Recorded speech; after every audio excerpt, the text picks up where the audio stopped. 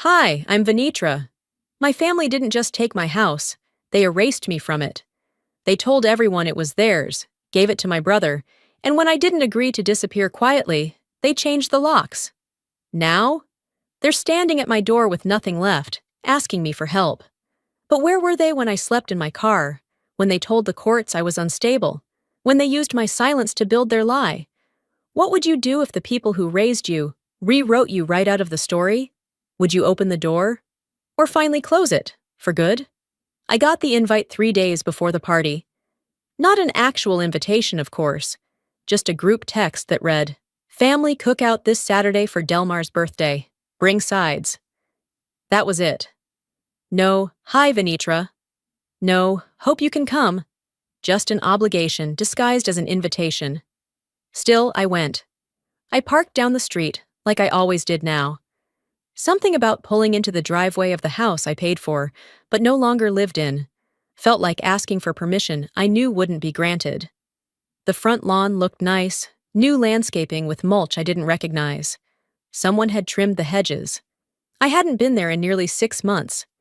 Inside, the same smell, lemon pine sol and Charlene's pot roast.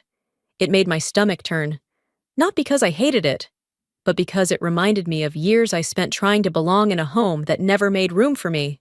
On the folding table near the entryway, a sign said family name tags. I scanned the labels. Charlene? Marvin? Delmar? Trinell? Even the kids had their own. Mine said, guest of family. I peeled it off the backing and stuck it on my shirt like it didn't bother me. Charlene was in the kitchen, laughing. Delmar just got promoted again. Regional now. Isn't that something? I stepped in to say hi. Oh, hi, baby, she said flatly, like I'd interrupted something sacred. Did you bring potato salad? No, I said. I wasn't assigned anything. Well, there's plenty. She turned back to the pot on the stove. That was it. I found a spot near the back porch where no one was talking much. Just me and the kids, who were too busy with phones to notice anyone else. At one point, Trinell handed me a juice box and said, "Can you give this to Lily? She still gets shy around people she doesn't know." I almost laughed. People she doesn't know, she said. I'd helped change Lily's diapers. But sure, go ahead and erase me in real time. Dinner was announced with Marvin tapping a spoon to a solo cup. Let's give thanks for being together, he started. And to Delmar, our rock, our provider, our next chapter. He looked at his son like he was handing him the crown to a very small, very cheap kingdom. Charlene stepped in. We also wanted to share something special. Delmar and Trinell have been such a blessing to this home. They've made it a real place for their family. So, Marvin and I have decided to transfer the house into their name permanently. Applause, smiles. Trinell looked shocked, but not surprised. I sat completely still. No one looked at me, not even Delmar. I didn't say a word. What could I have said that would have changed anything? They'd taken what was mine and gave it to the one they'd always chosen. I was just a name left off the deed, and now, apparently, off the guest list too. I stood up. No one noticed. Out on the front porch, I leaned against the railing, watching cars cruise by in the humid evening air. Across the street, old Mrs. Mendez walked her dog. She waved politely and asked, "You visiting family?" I forced a smile. "Something like that." She nodded, kept walking. Even the neighbors didn't know it was my house, my investment, my foundation. I listened to the laughter echoing inside and felt like an uninvited ghost. I had spent years helping keep that roof over our heads, and now I wasn't even allowed in the photograph of the memory. Later, in my car, I finally looked at the envelope from the group text that Trinell had printed for those who don't check their phones. It was addressed to Vanetta. I stared at the name. Vanetta. Not even close. I rested my forehead on the steering wheel, trying not to let it feel like a funeral. Not for the house, not for the family, but for the version of me they never let exist. They never called her by her name. They never believed she built anything, and they never expected her to come back with receipts. That night, I tossed in the back seat of my car for hours. The AC had long given up fighting the Texas heat, and the faint glow of the corner laundromat flickered like it was breathing. I stared up at the car's ceiling and tried to pinpoint when exactly I'd become the guest in a house I built.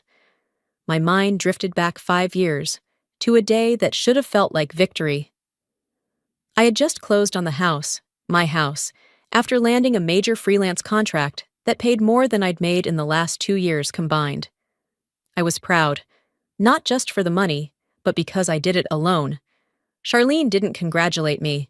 She frowned and said, "You're too young to be signing property papers without a man's name on it. What if someone takes advantage of you?" I remember blinking. "What kind of man would take my house?" She shrugged. "You'd be surprised." The pressure wasn't loud or aggressive. It never was.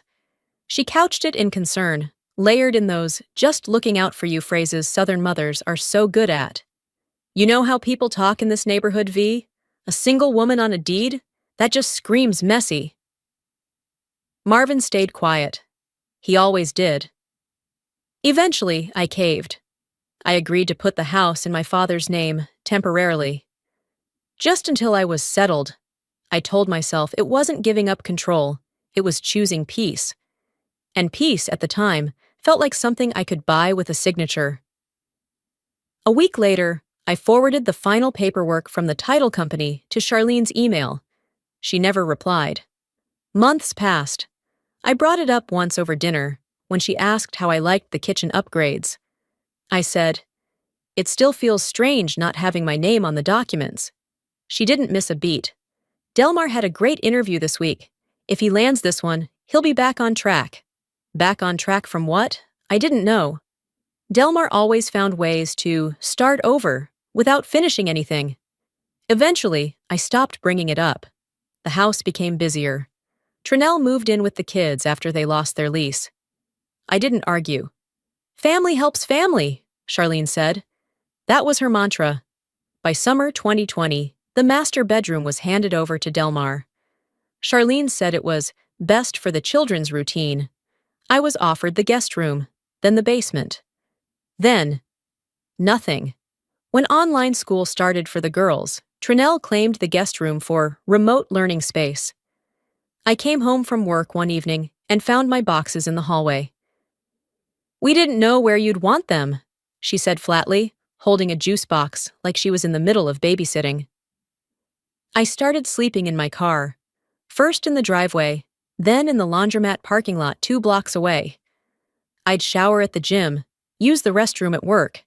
It wasn't glamorous, but it was less humiliating than being ignored in my own home. I never told anyone, because no one ever asked. That was the rhythm of it. Charlene and Marvin called every now and then to ask if I could grab milk on the way home, or if I'd take the kids to school since I was already up. But they never asked where I was sleeping, never asked why my car had a pillow in the back seat. They didn't want to know. And I didn't give them the satisfaction of saying it out loud. What struck me, even then, was how seamless it all felt. As if I was the one fading out. As if my absence made everything easier. No conflict, no noise, just the slow erasure of my presence, like pencil lines being gently rubbed away. There were rules in that house, not posted on the fridge, not spoken directly, but deeply understood. Don't challenge your mother in front of company. Don't make Marvin choose between you and Delmar. Don't inconvenience Trinell. She's got a lot on her plate. Don't talk about what you've done. It's not humble. Don't remind them whose name should have been on the papers. Don't expect applause, especially not when you're not the favorite. I followed those rules like scripture. Until the day I didn't. Until the day I asked for space. For clarity. For basic acknowledgement. And that's when they stopped even pretending. I think the part that stung the most wasn't that they gave Delmar the house. It's that they always knew they would. I was never in the running. I was just a placeholder, someone to keep the lights on until the real owners arrived. Back in the present, I sat up in my car, stretched, and looked at my phone. No missed calls, no texts. I opened my email, typed in the county clerk's website, and clicked Start New Filing. They could ignore me. They could rewrite the story.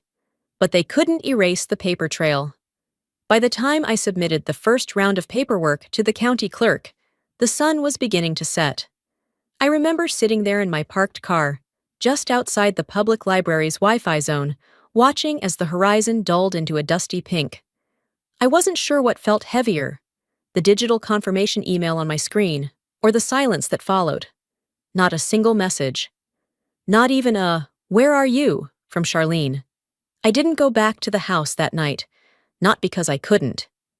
I still had my key, but I didn't want to walk into that kitchen and act like anything was normal. There wasn't a room in that house I could enter without being reminded I was a problem to be solved. And when a family sees you that way, you start solving yourself right out of the picture. It didn't come as a demand, not at first. That's not how Charlene worked. She liked to make things sound like choices you were already leaning toward. One evening after dinner, she glanced up from her crossword and said, "Have you thought about staying with Aunt Rhea for a while? Just to give the kids some space. Trinell says Lily's been waking up more at night." I remember blinking. "You want me to move out?" She set the pencil down calmly. "I didn't say that. I just think it might be good for everyone to breathe. You know how tight the house feels lately." She smiled like she was offering me a spa retreat. The way she worded things made it hard to argue. And if you did, you were overreacting or too sensitive. A few days later, I came home from work to find my laundry in a grocery bag on the floor. Trinell was standing in the hallway, scrolling through her phone. "Didn't know where you wanted it," she said. "We needed the dresser space for school supplies." Then she turned to her kids and said, "Hey, y'all, remember, Miss V's room is off limits. She won't be staying with us much longer." Miss V. Like I was a guest teacher who'd overstayed my welcome. I didn't say anything, not because I agreed, but because I knew it wouldn't change a thing. It's strange how children can be taught to fear you without a single lie. Just tone, just side eyes and hushed conversations. Delmar's oldest, Macy, started avoiding me altogether. The little one, Lily, would inch away if I sat next to her. I overheard Trinell whisper to her once, "She's not bad, sweetie. She's just not like us." Not like us. I replayed that line over and over. I wanted to ask, in what way? But I already knew the answer. I wasn't married. I didn't have children. I didn't defer. I wasn't soft-spoken and agreeable. I worked too much. I talked too little. I stayed late. I said no. They didn't know how to name those things without making them wrong, so they made me wrong. I started waking up earlier, leaving the house before the kids were up. I worked longer hours. I told Charlene I had client calls at night, so I didn't need dinner. Sometimes I parked near the grocery store and just sat with a sandwich in my car, watching families load their trunks with the week's meals. Eventually, I stopped coming home at all. I found an overnight gym that let me shower. I kept a duffel bag with me and charged my phone in the car using a power bank. On weekends, I'd find shaded parking lots and try to sleep with one eye open. It wasn't sustainable, but it was quieter than pretending to be part of a family that barely acknowledged I existed. A week after I stopped showing up, I came back one night just to grab some winter clothes. The lights were off. I still had my key, but when I turned it in the lock, it didn't fit. At first, I thought I was just tired. I tried again. Slowly, deliberately. The key wouldn't turn. They'd changed the locks. No warning, no call, no explanation. I stood there, in front of the door I helped pay for, listening to the muffled buzz of the fridge inside, the sound of a life I'd been edited out of. I walked around the side of the house, tried the garage. Also locked. No note. No bag left outside.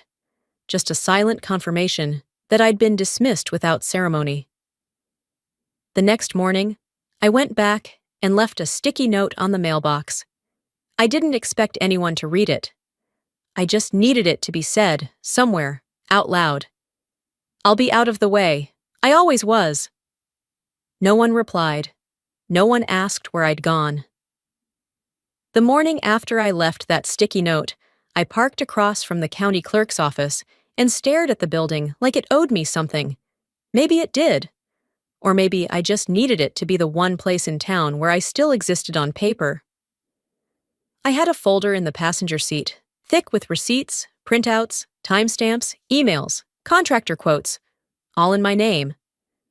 I'd spent the better part of 2 weeks pulling it together at night from my car, with a borrowed portable hotspot and public Wi-Fi.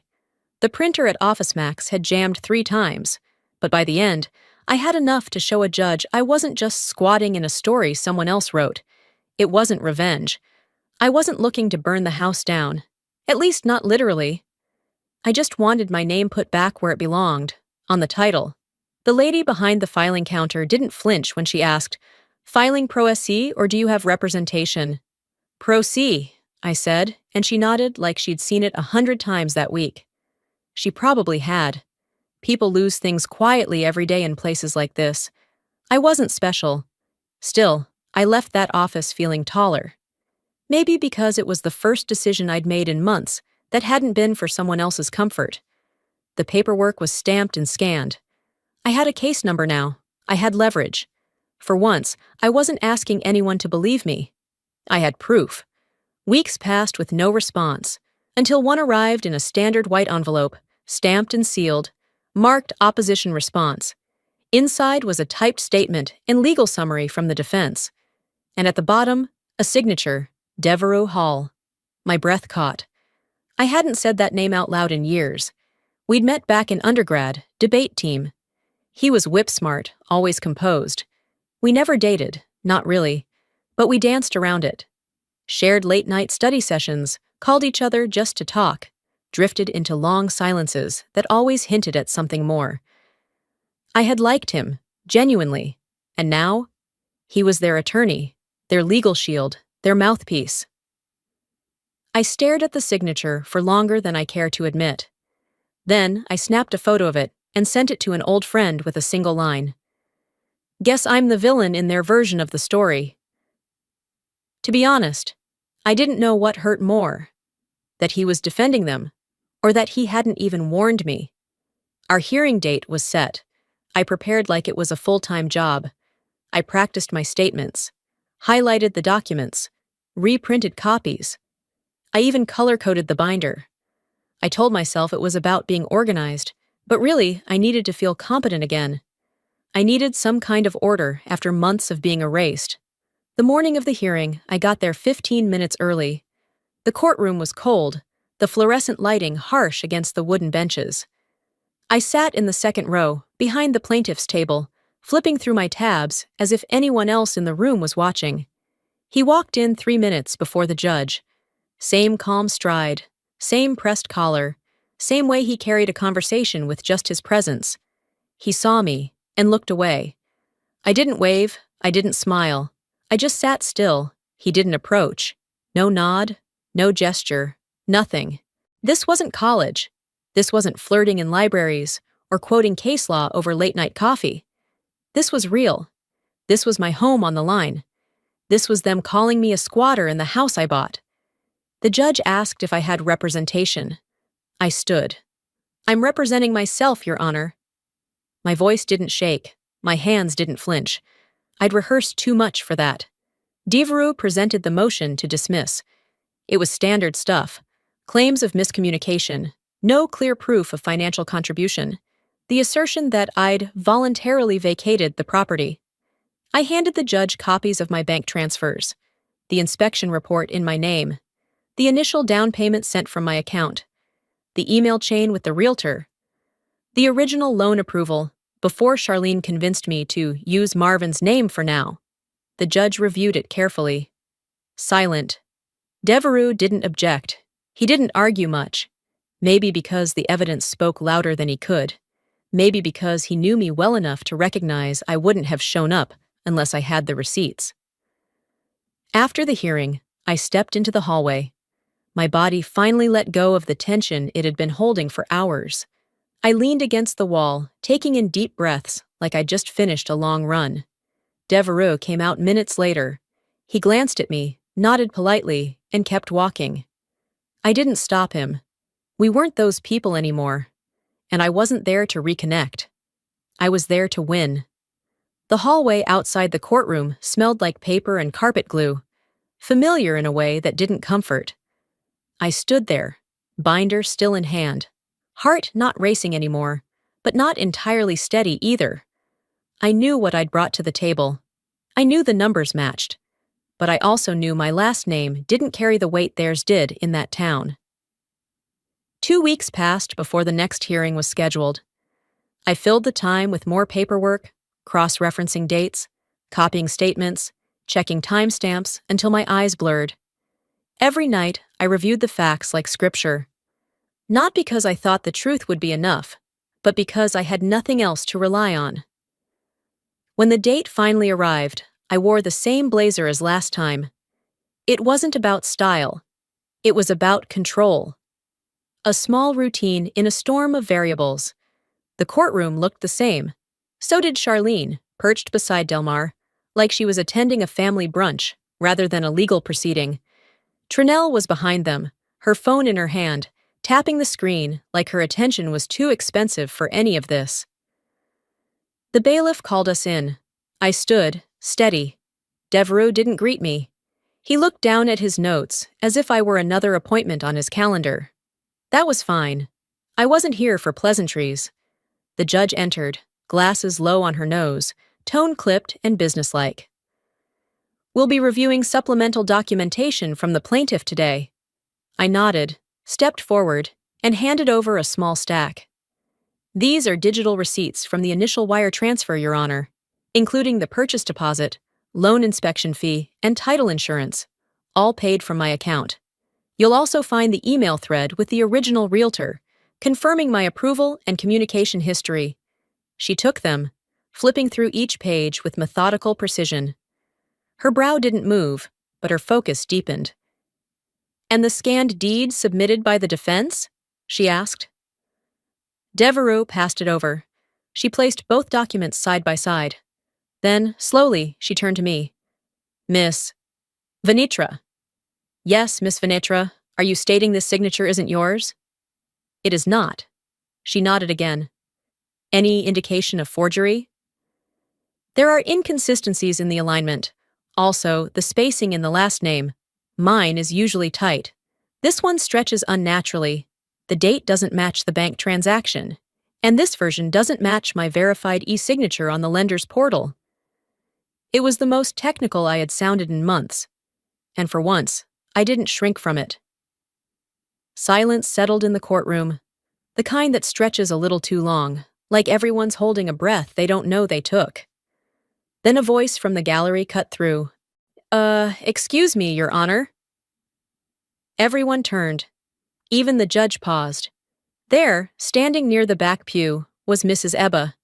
Gray curls pinned back, clutching her large brown purse with both hands, spine straight, despite the tremor in her voice. "I'm sorry to speak out like this, but I've lived across the street for 17 years. I watched this young woman paint that porch herself. I watched her carry in every box when she moved in, and I watched her sleep in her car after they changed the locks." Gasps rippled. Not dramatic, but enough. Charlene didn't turn. Delmar looked down. Mrs. Ebba took a breath and added, "I told them it wasn't right. I told them. But they said it was family business, and that I should mind mine." The judge raised her hand gently. "Ma'am, I appreciate your input. We'll take your statement under advisement." Ebba nodded, sat back down, and didn't speak again, but her words hovered like incense. The rest of the hearing was procedural. Devereaux tried to regain footing, but it didn't land the same. The judge requested time to review all new submissions. No ruling yet. But I didn't need one. The air had changed. As we filed out, I didn't look at Charlene or Delmar. I didn't need to. For the first time, they weren't looking at me either. Not in that smug, dismissive way. Not like they held the upper hand. Outside, I didn't celebrate. There were no fist pumps or deep exhales. But something shifted. The lie had cracked. The silence had been broken by someone who had nothing to gain and no reason to stand with me, except that she knew the truth. It wasn't just a small win. It was a correction, a rearranging of balance that had been tilted too long. I didn't need the judge's gavel that day to feel the scales start tipping back toward me. After the hearing, I kept my head down. I wasn't celebrating. I wasn't even decompressing. Something in me knew they weren't finished. Not because they had more to say, but because they'd lost control. And people like Charlene don't sit quietly after losing control. 7 days later, I got a packet in the mail. Legal letterhead. Inside was a new affidavit submitted by my mother, my own mother, claiming I had a pattern of emotional instability. It referenced vague therapy sessions, concerns for the children's safety, and my alleged erratic behavior during the time I lived at the house. Buried in the attached statements was Delmar's note. She once locked herself in the garage screaming for hours. I hadn't. What happened that day was simple.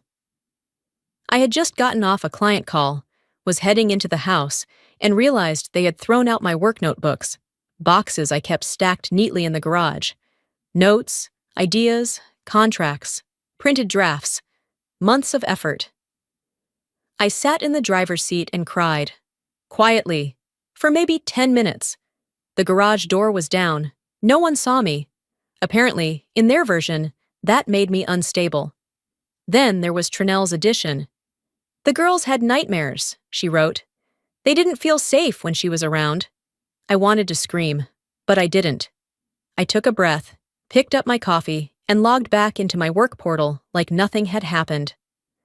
That night, I sat at my tiny kitchen table, opened my laptop, and scrolled through my old therapy records. I'd asked for copies the previous year, back when I thought I might try switching providers. I found them all, PDFs downloaded and archived. Not one mentioned any history of instability. There were notes about fatigue, stress, being overworked. One session from the middle of the pandemic read, "Client shows signs of burnout from work-family tension. No indication of delusional thinking or mood dysregulation." I printed it, all of it. I wasn't going to argue with their narrative. I was going to dismantle it. The courthouse was closed that weekend, so I took a detour that Sunday and stopped by St. Matthew's, a small brick church that still smelled like hymnals and old wood polish. I didn't plan to sit through service. I just wanted the quiet, the kind of stillness you can only get in a building where people ask the sky for help. I walked through the side door and slid into the back row. Charlene was already there. She was alone, her purse beside her, her hands clasped as if praying, but her eyes were open and unfocused, like she wasn't sure who she was talking to. I didn't say anything. I didn't need to. She knew I was there. Mothers always know. For a few minutes, we sat in silence. A fan buzzed softly near the organ. Outside, a bird chirped like it hadn't gotten the memo about the tension inside.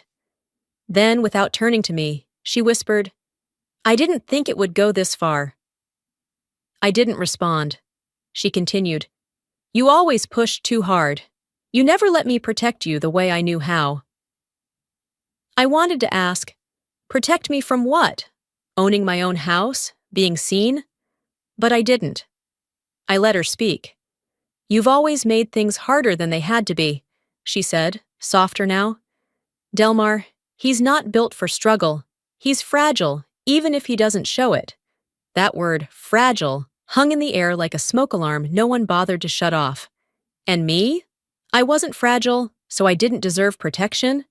Or maybe it was easier for them to assume I could carry the weight, so they kept stacking it on. I didn't offer forgiveness. I didn't cry. I didn't reach for her hand like a daughter desperate for reconciliation. But I didn't leave either. Because sometimes the deepest form of strength isn't walking away. It's choosing not to run when every part of you wants to disappear. She never apologized. She never admitted anything. But the way her voice cracked on the last line, "I just didn't want to lose both of you," told me more than I expected. For the first time, I saw her not as my mother, but as a woman who'd built her whole identity around managing perception. And I was the part she couldn't control. That made me dangerous. That made me wrong. That made me free. I left the church that day with a strange calm. It wasn't peace. Not quite.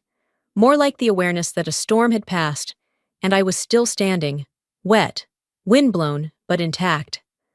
I didn't rush home. I didn't call anyone. I drove the long way, past familiar streets and corner stores that no longer whispered reminders of who I used to be. That night, as I made tea in the tiny kitchenette of my rented apartment, my phone buzzed with a message from a number I didn't recognize. The text was short. "You'll want to see this." Beneath it, a video file. I hesitated before hitting play. It opened on a shaky clip from someone's backyard. Delmar's voice unmistakable over the hum of music and beer-fueled laughter. "I mean, come on," he slurred. "Y'all know that house was never really mine. It's my sister's. But Mom said we'd handle it. You know, legally." There were a few chuckles off camera. Delmar kept going. "She didn't even fight it at first. That's the thing, she just handed it over. Who does that?" Then someone else piped up. "She sounds like a fool." Delmar raised his red plastic cup. "A quiet fool, but still a fool." That word, fool, sat in my chest like a rock. I didn't replay the clip. I didn't need to. The words were already etched into memory. Apparently, one of Delmar's friends had shared it in a private group, trying to be funny. But by morning, it had spread. Local Facebook pages, church group chats, even someone from my high school messaged me, "Is this real?" I didn't respond. I didn't have to. By noon, the video had over 20,000 views. There was no context needed. He said it. Clearly, repeatedly. And no one cut him off. No one in the background said, "That's not true." They just laughed. Comments poured in.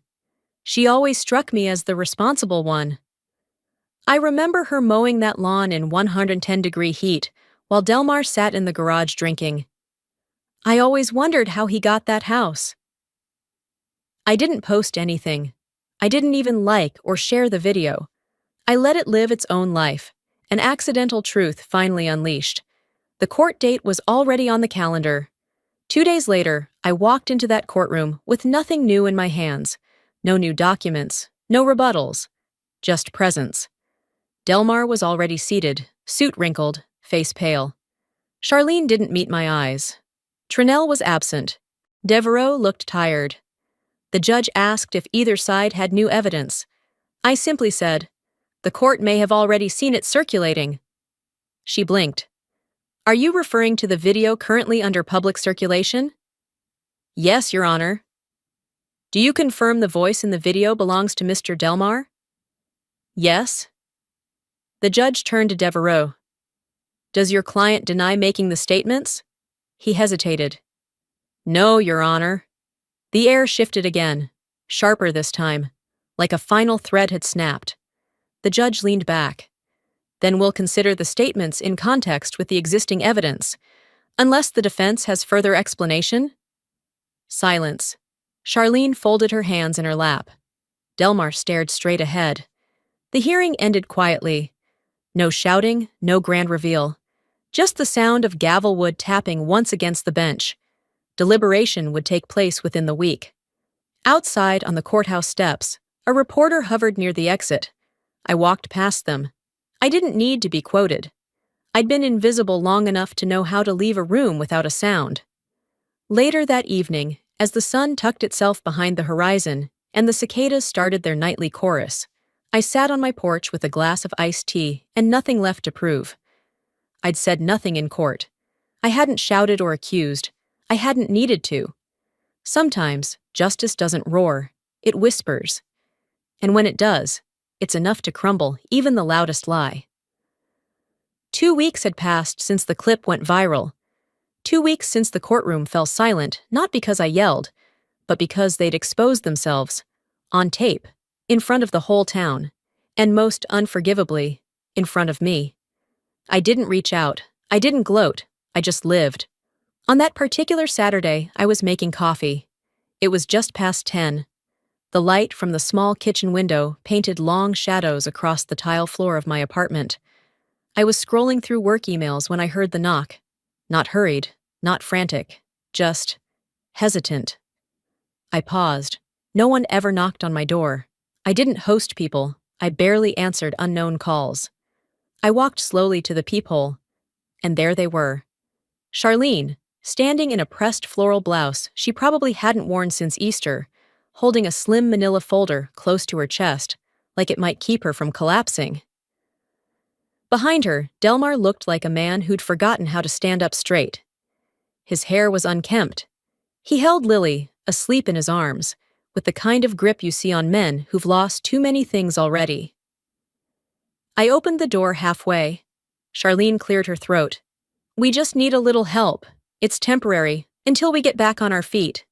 No greeting, no apology. Straight to the ask." I didn't say anything right away. I looked at the two of them, one person who raised me, another who replaced me, and I didn't feel anger. I felt nothing. "May we come in?" she added, voice lower now. I stepped out onto the threshold, gently pulling the door so it blocked half my body. It was subtle, but the message was clear. "Help with what?" I asked. Delmar didn't speak. Charlene tried. "The house is in dispute. Your father's pension fund is frozen pending legal review. And Delmar..." She looked back at him. "He's on unpaid leave." I nodded slowly. "So, what exactly are you asking for?" "A place to stay, just for a while. A month, maybe 2. I looked around. Not at them, but at my surroundings. The rust-colored bricks of the apartment complex, the creaking mailbox by the gate, the sound of a neighbor's dog barking 2 doors down. "Why here?" Charlene blinked. "Because you're the only one who still has something." There it was. Not because we trust you, not because we're sorry, just, you still have something. "I'm not interested in revenge," I said calmly, "if that's what you're afraid of." Charlene started to speak, but I cut her off with a small hand gesture. Not aggressive, just decisive. "But I also don't owe you refuge." Delmar shifted Lily in his arms. She stirred, whimpered softly, then fell quiet again. I looked at the little girl for a long moment. She didn't choose this. None of the kids did. I turned back to Charlene. "You told people I was unstable, that I wasn't safe to be around children. But now you're here, with a child in tow, asking for help." She had the decency to lower her eyes. I continued, "Do you see how that makes you look?" Charlene nodded slowly. I stepped back and said, "No." That was it. No drawn-out monologue, no grand declarations, just one word. I closed the door, gently, not in anger, but in clarity. Inside, I stood for a second with my hand still on the knob. I didn't shake. I didn't weep. I didn't gloat. I exhaled. Then I walked back to the kitchen, poured myself the rest of the coffee, and opened my laptop. I had emails to answer. The afternoon passed without drama. I watered my plants, folded laundry, listened to a podcast. There was no applause, no invisible crowd cheering, but I moved through my day with something I hadn't felt in years: quiet dignity. Later that evening, I received a message from my attorney. He'd drawn up a full motion to press charges for fraud and request damages. He included a projected outcome if I pursued full restitution, liquidation of all assets, possible liens, and a formal investigation into the forged signature. I stared at the screen for a long time. Then I wrote back, "Don't file it." 5 minutes later, he replied, "Are you sure?" I was. "Winning doesn't mean becoming them," I typed. I shut the laptop and opened the window. The breeze carried in a faint scent of cut grass from the maintenance crew that came every Saturday. I poured a glass of iced tea, sat by the window, and looked out at the fading sun. There was no victory banner, just peace. For the first time in years, I wasn't defending myself. I was choosing myself. Fall had crept in quietly. The morning air was cooler now, the kind that made you keep the windows down, but the heater on low. I waited until late afternoon, when the sun began to slide behind the trees, casting long shadows across the cracked sidewalk leading up to the house I once called home. It was mine again. The paperwork had gone through without much fanfare. No one from the other side contested the final decision. Maybe they were too tired. Maybe they finally understood they had nothing left to pull. The house had returned to its rightful owner, but I wasn't there to stay. I parked by the curb and sat in the car for a few minutes, letting the engine tick as it cooled. The neighborhood looked smaller than I remembered. The trees taller, the mailbox rusted. Time had moved, even when some people hadn't. I walked up the path slowly, key in hand. I hadn't used it in nearly a year. The door opened easier than I expected. The inside was stripped of personality. No toys scattered. No voices. No smell of cornbread or cheap air freshener. Just the echo of footsteps on wood floors, and the faint hum of the refrigerator still ticking in the background. I wasn't there to reclaim anything. I came for closure. I moved through the rooms deliberately. The living room still had the small scuff mark on the wall from where I once tried to hang a mirror that was too heavy. The second bedroom, the one I was eventually given before I was pushed out, still had a tiny crack in the corner of the ceiling from a roof leak no one fixed. In the kitchen, I found a half-empty drawer filled with mismatched silverware. Behind the microwave, still stuck with yellowed tape, was one of Charlene's old recipe cards. Her handwriting was smaller now than I remembered. Neater. She always prided herself on being proper. I took nothing. Not the chipped mug that used to be mine. Not the stained oven mitt that somehow made it through 3 sets of tenants. Not even the framed photo of all of us at the 4th of July cookout the year before it all unraveled. I came for one box. The one they'd boxed up and shoved into a back closet when they'd moved me out, temporarily. Inside were 3 books I'd forgotten I owned, an old planner still marked with sticky notes, and a broken lamp I never got around to fixing. I carried the box to the kitchen counter and set it down. Then I reached into my tote bag and pulled out a folded sheet of paper. It wasn't a speech. It wasn't a final blow. It was just the truth. I laid the paper flat on the counter. I didn't seal it. I didn't sign it. There was no need. It read, I didn't win. I didn't lose. I endured. This house was mine when no one believed I deserved one. I won't return. But I will never erase myself again. I didn't look around one more time. I didn't linger in the doorway for some imagined swell of emotion. I didn't expect violins or epiphanies. I just walked out. As I reached my car, I looked up at the roofline, that familiar overhang I once painted by hand in 100-degree heat. I remembered how proud I was when it dried smooth and clean, how I used to stand back and admire the small things I did for myself. That feeling didn't rush back, but something like it flickered. I drove slowly through the neighborhood, passing landmarks that once held weight. The church where Charlene whispered her half-confession. The mailbox where I left that sticky note. The laundromat where I spent too many nights sleeping upright. I wasn't angry anymore, but I wasn't nostalgic either. Some places are just markers. Proof that you survived walking through them. I stopped at a red light near the highway on-ramp, leaned back in the seat, and whispered, "That chapter's closed." The light turned green. I didn't speed up. I drove steady. Back home, I slid the box onto the floor by the hallway closet and went to wash my hands. The sun had set completely now. The kitchen felt cool and quiet. I opened the window, letting in the air without hesitation. And for the first time in a long time, I didn't feel like I was on the outside of something I built. This wasn't about property. It never was.